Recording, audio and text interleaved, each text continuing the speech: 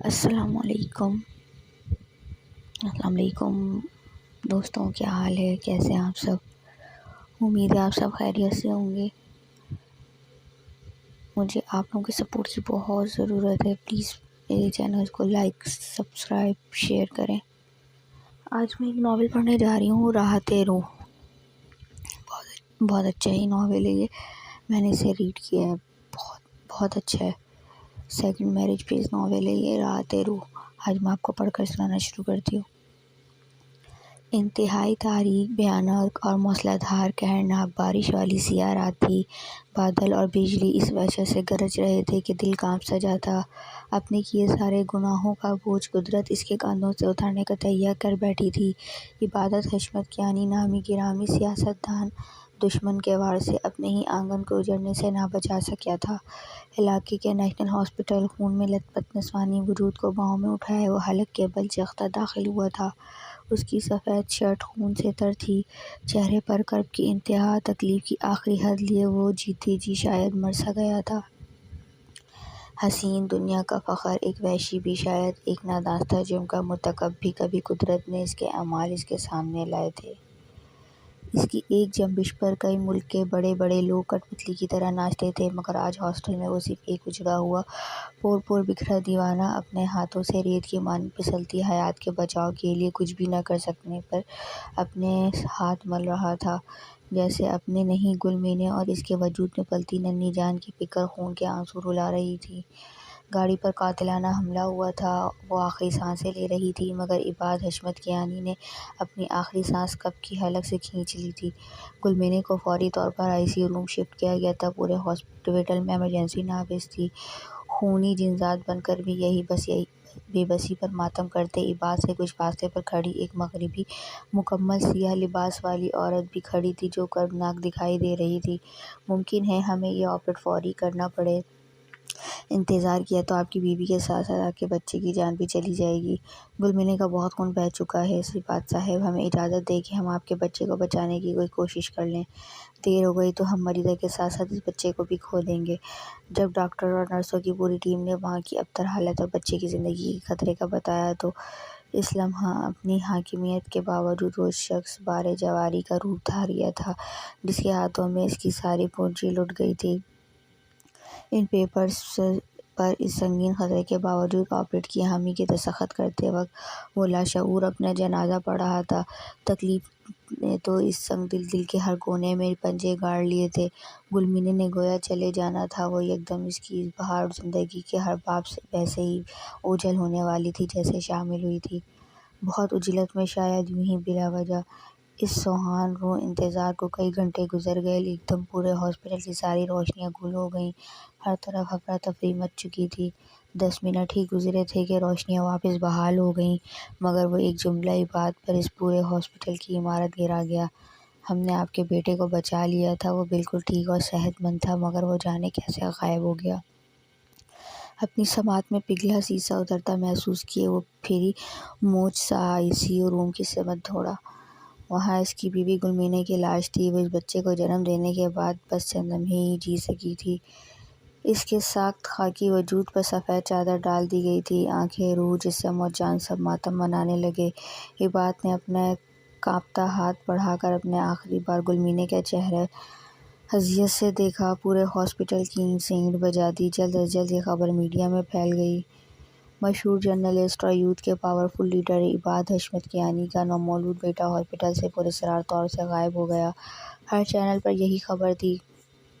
عباد کی اس تکلیف پر وہ سیاہ کپڑوں والی عورت استہزائیاں ہنسی تھی، جیسے شکی اذیت نے اسے سکون بخشا جو عباد حشمت کے جسم سے لہو کا ایک ایک قطرہ نچوڑ دینے کی خواہاں تھی۔ اس کے نفیس اور خوبصورت چہرے پر نرس مسکراہٹ اور غرور درج تھا۔ اسے لگتا تھا کہ یہ برستی بارش صرف امیر لوگوں کے لطف کا سبب بن سکتی ہے اور اسے انجوائے کرنا تو امیروں کے چونچ لیں۔ غریب لوگ جب وہ مشکل اپنے تن ڈھانپتے ہوں گے، ان کے لیے یہ بارش ان کے کچے گھروں کی تباہی تھی۔ وہ دن اسے آج بھی یاد تھا جب کچی بستی کی جھونپڑیوں میں اپنی ماں، بابا، دادا، دادی کے ساتھ غربت کے باوجود آسودگی سے رہتی تھی۔ ایک رات چراغ جلے رہ جانے سے پوری جھونپڑی کو جلا کر خاکستر کر ڈالا۔ بابا، مما اور دادی جھلس کر مر گئے۔ دادا نے کسی طرح منہا سلطان کو بچا لیا مگر وہ خود دھوئیں کے باعث دمہ اور سانس کے مرض کا شکار ہو گئے۔ جس آگ نے منہا کا سارا خاندان نگل لیا، وہی آگ اس کے اندر اس ننھی 23 سالہ عمر سے ہی سفاک زمانے کے لیے بھری تھی۔ سنسان سڑک پر وہ مکمل بھیگی، آج پھر خود کے ساتھ ہوتی ناانصافی پر یوں راستے میں ہی سارا بلک بلک کر رونا چاہتی تھی۔ جس ہاسٹل میں وہ ہفتہ وار کچن کی صفائی کی نوکری پر لگی تھی، ان لوگوں نے ہفتے بعد زرہ چوری کے الزام سے اسے بنا تنخواہ دیے دھکے دے کر نکال دیا تھا۔ آج دادا جان کی دوا بھی لینی تھی۔ ایک دل تو چاہا کاش اتنے پیسے مل جائیں کہ وہ دادا کو زہر دے کر خود بھی کھا لے اور اس درد دیتی حیات سے چھٹکارا مل جائے۔ دادا نے اسے حکیم کے پیشے کے سنگ محنت مزدوری کی، سرکاری اسکول میں پوری 12 جماعت پڑھوائی تھی، مگر پچھلے 3 سال سے وہ تقریباً اپنے کام کے بندے ہونے اور اپنے غربت کا سوچ بستر سے آگ لگے تھے۔ منہا دن میں کئی چھوٹی چھوٹی موٹی نوکریاں کام اور دھندا ڈھونڈ ڈھونڈ کر کرتی، ہر چھوٹا بڑا کام اس کی ننھی جان سہ لیتی۔ اسے اپنا اور دادا کا خود ہی پیٹ پالنا تھا، یہاں تک کہ آج صبح ایک کنسٹرکشن بلڈنگ میں اینٹیں تک اٹھا کر 400 روپے کما کر آئی تھی، مگر یہ 400 روپے اسے صرف دردناکی سے چرا رہے تھے، اس کی بے بسی پر ہنس رہے تھے۔ چھوٹا سا 2 کمروں والا بوسیدہ پرانا ہر سہولت کے فقدان والا دربہ نما مکان جس کا ہر مہینے 3000 کرایہ دینا پڑتا، اس کا اور اس کے دادا کے سر کو ڈھانپنے کا چھوٹا سا وسیلہ تھا۔ مالک مکان تو ہر پہلی کو نقد کرایہ درکار ہوتا، اس ظالم بے حس کو اس سے کیا فرق پڑتا کہ وہ دادا پوتی کرائے کی ادائیگی کے لیے اپنے جسم کا کون سا حصہ بیچیں۔ بارش لمحہ بہ لمحہ تیز ہوتی جا رہی تھی اور اسی شدت سے منہا کی درد اور تکان میں لپٹی ہچکیاں اس سنسان رات میں گونج رہی تھیں۔ وہ دادا کے سامنے کیسے روتی جو خود اپنی موت کی دعا مانگتے تھے۔ حکیم کا پیشہ ٹھپ تھا، آج کل لوگ کہاں حکیموں کے پاس آتے جاتے ہیں۔ ابھی کچھ لمحے ہی گزرے کہ منہا کو لگا اس نے کوئی بہت دردناک آہٹ سنی اور دل دہلاتی کلکاری اپنی ہتھیلی سے آنکھیں رگڑتی وہ سڑک سے ملحقہ کچے راستے کی سمت بڑھی جہاں لکڑیاں اور کچھ ساتھ کچرے کے شاپر دھرے تھے۔ وہاں مصنوعی چھت کے باعث بارش پہنچنے سے قاصر تھی۔ وہاں کا دل چیرتا منظر دیکھ کر اس کا سارا درد اور آہیں گلے میں گھٹ سی گئیں۔ وہ تڑپ کر زمین پر بیٹھی اور وہ چھوٹا سا نومولود کمبل میں لپٹا تڑپتا بچہ فوری اپنی گود میں بھر کر اس کی کھڑتی سانس پر فوری اپنے کندھے پہ لٹکائے بیگ سے چھتری نکالے کھول کر خود اس پر پھیلائی۔ بچے کی ابتر حالت محسوس کیے وہ سر پر تیزی سے اپنے گھر کی سمت دوڑی۔ وہ کچھ وقت پہلے بچہ پیدا ہوا، گھر پہنچنے تک شاید سانس لینا چھوڑ چکا تھا۔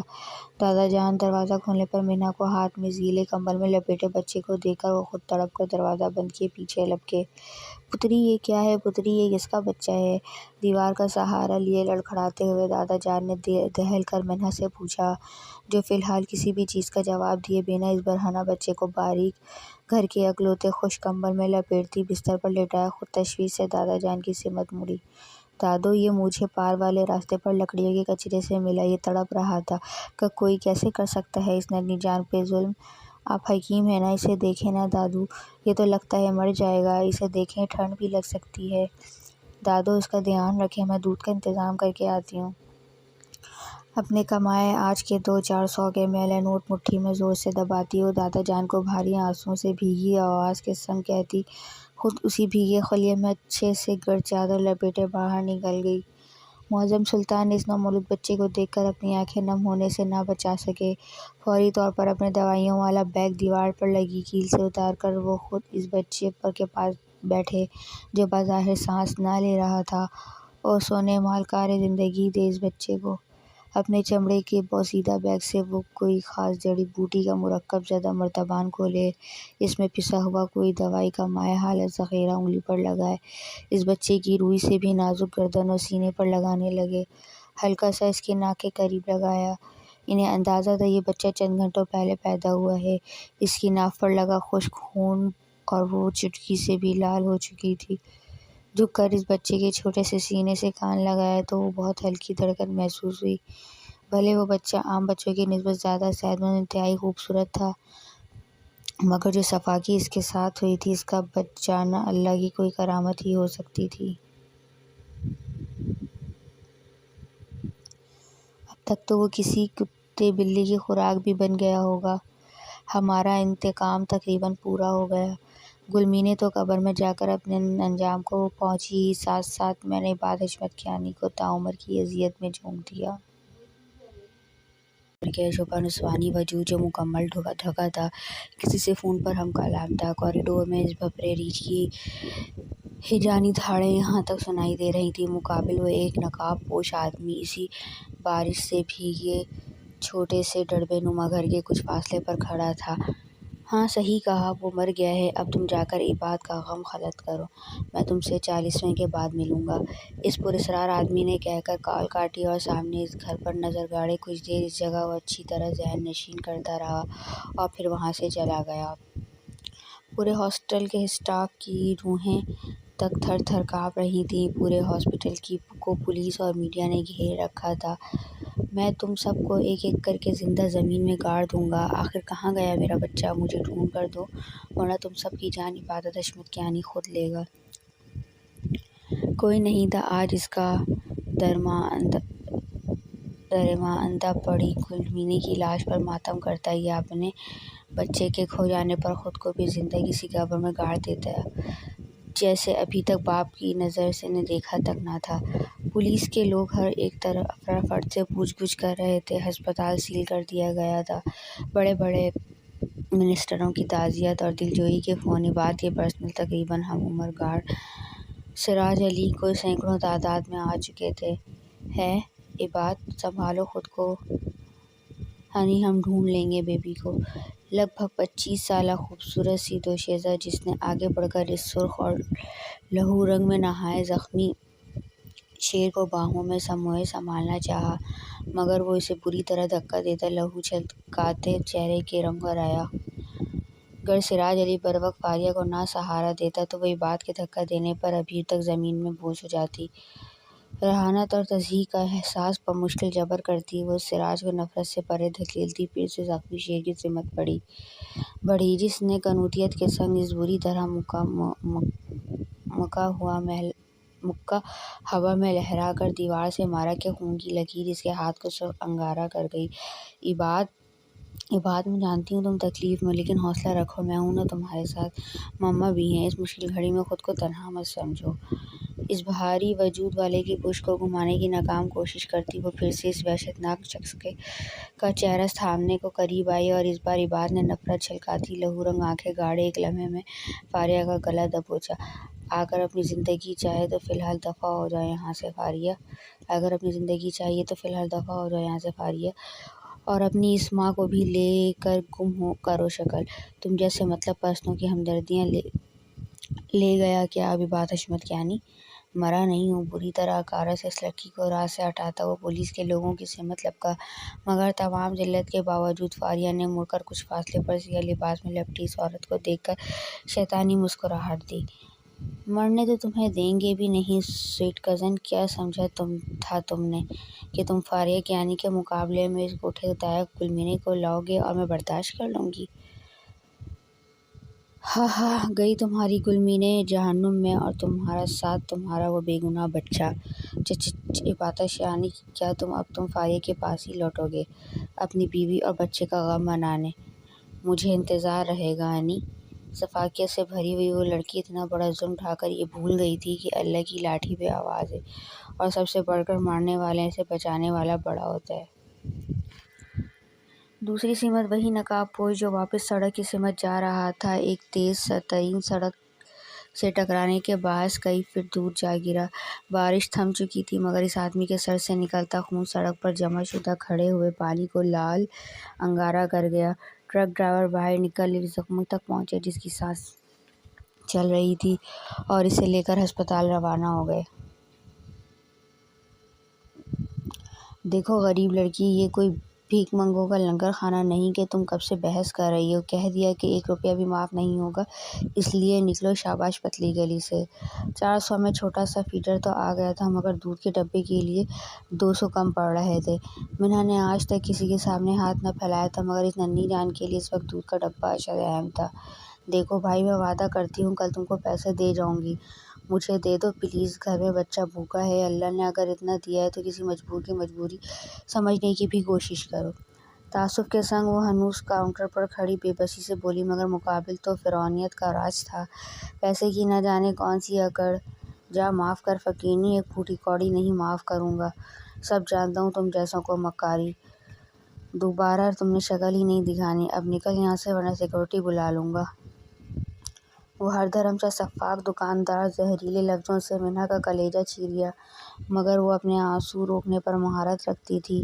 اللہ کرے تیرا یہ سٹوراخ سے چل کر خاک ہو جائے، تجھے کھانے کو روٹی نہ ملے، پھر تو بلک بلک کر روئے۔ بددعا دیتی ہے تجھے منہا سلطان، اور خبردار جو مجھے فقیرنی کہا، تیرے جیسے امیر سے تو لاکھ درجے اچھے ہم غریب ہیں، لعنت ہو تجھ پر۔ ایک لمحے میں وہ خوش دودھ کا پیکٹ اٹھا کر اس دکاندار کے کاؤنٹر پر پٹک کر 300 کا وہ چھوٹا سا پیٹر بھی زمین پر پٹک کر 400 واپس مٹھی میں دبوچے باہر بھاگ گئی۔ بارش تھم گئی پر اس کی آنکھیں صورت برسات برسیں۔ یا اللہ، ہم جیسے مر بھی سہولت سے تو نہیں سکتے، مجھے اپنی پرواہ نہیں، وہ ننھا وجود مر جائے گا۔ کیوں دیتا ہے تو ان درندوں کو اولاد جو اس کے لائق نہیں ہوتے؟ مجھے راستہ بتائیں نا، ان 400 روپوں میں اس بچے کی بھوک کیسے مٹے گی؟ اپنی سوجی حلقوں کی زد میں ڈوبی آنکھیں رگڑتی وہ اپنی چپل گھسیٹے سڑک کے ساتھ ساتھ چلنے لگی۔ اچانک کسی کی آہٹ پر مڑی۔ سامنے ہی اس کے ساتھ ہوٹل میں کام کرنے والی حور نامی لڑکی بھاگتی ہوئی آتی دکھائی دی۔ منہا نے اپنا چہرہ رگڑے دھندلائی آنکھوں سے اس کو دیکھا، جو اس کے قریب آن رکی اور 1000 کے 3 نوٹ اس کی سمت بڑھائے۔ منہا، تم پر ہوٹل والے نے جس چوری کا الزام لگایا تھا وہ غلط فہمی تھی، اس کو اس کے پیسے مل گئے تھے، وہ شرمندہ تھا تبھی اس نے یہ تمہاری ہفتے کی تنخواہ بھجوائی ہے۔ میں ابھی ہی نکلی تھی کہ تم پر نظر پڑ گئی، یہ لو اور کل آ جانا واپس۔ اب میں جاتی۔ اپنے ہاتھ میں آتے وہ 3 نوٹ دیکھ کر منہا کی آنکھیں پھر سے بھیگ گئیں۔ بھر آئی آنکھیں اٹھا کر نظر آسمان پر ڈالی، جیسے اس پالنہار کا شکر گزار تھی۔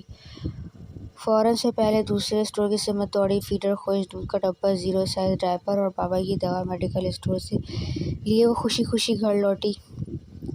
تب تک دادا جان چھوٹے سے لوہے کے برتن میں لکڑیاں جلا کر کمرے میں موجود ٹھنڈ کا خاتمہ کرنے میں کامیاب تھے۔ وہ بچہ ابھی بھی سخت تکلیف میں تھا، مگر منہا کے ہاتھوں میں اتنے سارے لوازمات دیکھ کر وہ بھی اس اجاڑ گھر میں اس ننھے بچے کی آمد کی برکت دیکھ کر مسکرائے۔ وہ مکمل بھیگی تھی، اب تو کانپ رہی تھی، اس کی کم سن خوبصورتی اس کے حالات نے دبا دی تھی۔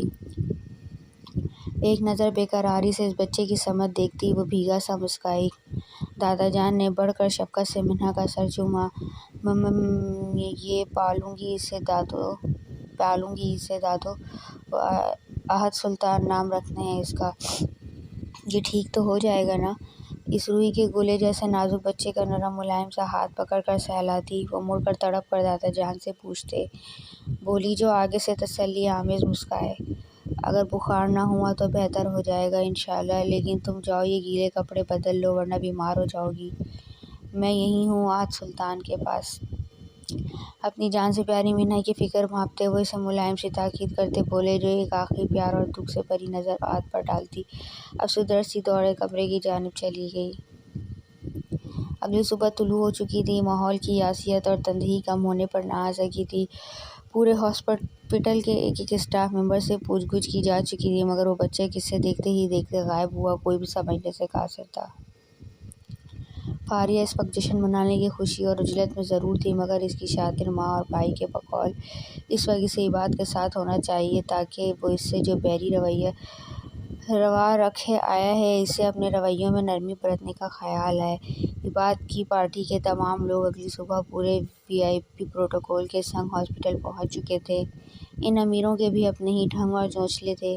ایک منسٹر کے بچے کا کھو جانا ہاسپٹل میں موجود ہر عام فرد کی زندگی اور موت سے بڑا مسئلہ تھا۔ وہ نقاب پوش آدمی ٹکر کے بعد بے سد ہوئے ایک دوسرے سے اسپتال میں زندگی اور موت کے کشمکش میں تھا۔ دن مبتلا ہونے کے بعد کوما میں جا چکا تھا۔ نہ جانے اسے کب ہوش آئے، کون ہے کوئی علم نہیں۔ اس کے پاس ملنے والا فون گرنے کی وجہ سے بالکل بیکار ہو گیا ہے اور والیٹ بھی نہیں ہے۔ تم ایسا کرو، باہر جو پولیس کا آدمی کھڑا ہے یہ فون اس کے بندے کی ساری صورتحال اسے بتا دو، اگر اس کا کوئی جاننے والا مل گیا تو اسے لے جائے گا۔ دو پروفیشنل انداز میں گفتگو کرتے ڈاکٹرز اس کے کمرے سے نکل کر آپس میں بات کرتے باہر آ رہے تھے اور اندر ICU روم میں وہ تیکھے نقوش والا رعبدار سا داڑھی مونچھ والا یک بڑا 30 سالہ آدمی ہوش و حواس سے بیگانہ پڑا تھا۔ خدا کی کوئی مصلحت تھی کہ بعد ازمت کے آنی کے بچے زندہ ہونے کے گواہ بھی صرف وہی تھا، مگر قدرت کو کچھ اور منظور تھا۔